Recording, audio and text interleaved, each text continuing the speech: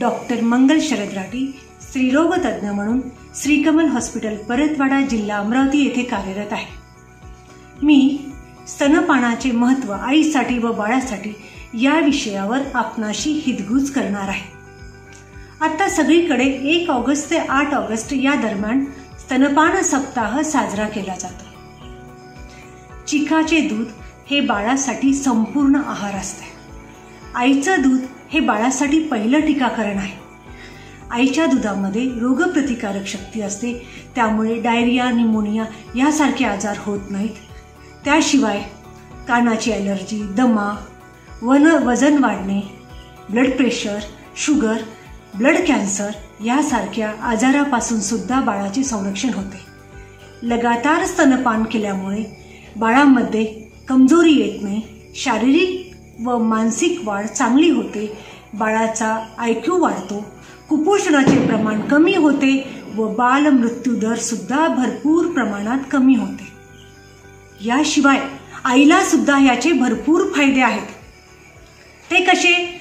आईला ताबडतोब जन्मल्याबरोबर बाळाच्या जन्माबरोबर जर स्तनपान केले तर रक्तस्राव कमी होतो, त्यामुळे आईला थकवा कमी होतो व ॲनेमियाचा त्रास कमी होतो। यासोबतच आईचे वजन लवकर कंट्रोलमध्ये येते व आईच्या शरीराचा आकार सुद्धा व्यवस्थित मेंटेन राहतो।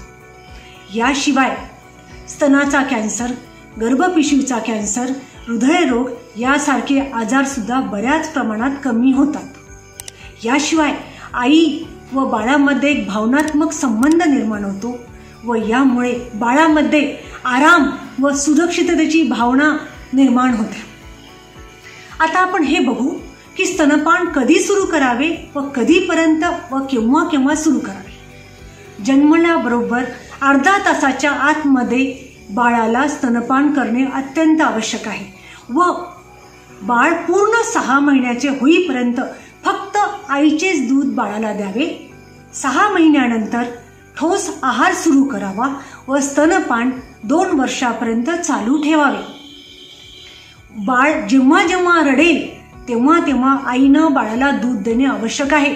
वेळेचे बंधन ठेवू नये। या प्रकारे बाळाचा शारीरिक व मानसिक विकास चांगल्या प्रकारे होईल व शरीराची वाढ सुद्धा चांगल्या प्रकारे होईल। आईला जेव्हा जुळे बाळ असतात तेव्हा सुद्धा तिला भरपूर दूध येऊ शकतं, फक्त आत्मविश्वासाची अत्यंत आवश्यकता असते। आई जेव्हा आजारी पडली असेल, म्हणजे आईला सर्दी, खोकला, ताप, टायफॉइड, कावीळ, एड्स यासारखा काही आजार असेल तरी ती बाळाला स्तनपान करू शकते। आईच्या दुधामध्ये रोगप्रतिकारक शक्ती असल्यामुळे या कोरोनासारख्या वेळेमध्ये सुद्धा आई बाळाला स्तनपान करू शकते।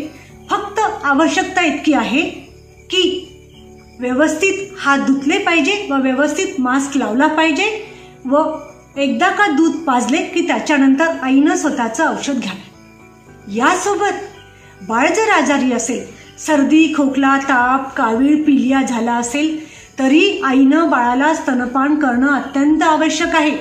बाळ कमी दिवसाचं असेल, कमी वजनाचं असेल किंवा ओठ किंवा टाळू फाटलं असेल तरी बाळाला स्तनपान करणं अत्यंत आवश्यक आहे। बाळाला बाटलीनी दूध पाजू नये, फक्त स्तनपानच करावे। वेळ पडली तर कटोरी चम्मचनी दूध पाजू शकता। आई जेव्हा कामकाजी असेल तेव्हा ती कटोरीमध्ये दूध काढून फ्रीजमध्ये ठेवू शकते व नंतर ते बाळाला कामी येऊ शकतं। फ्रीजमधलं दूध 24 तास कामाला येतं। या प्रकारे स्तनपानाचे आईला आणि बाळाला भरपूर महत्त्व आहे, म्हणून प्रत्येक आईने आपल्या बाळाला दुग्धपान करणं अत्यंत आवश्यक आहे। धन्यवाद।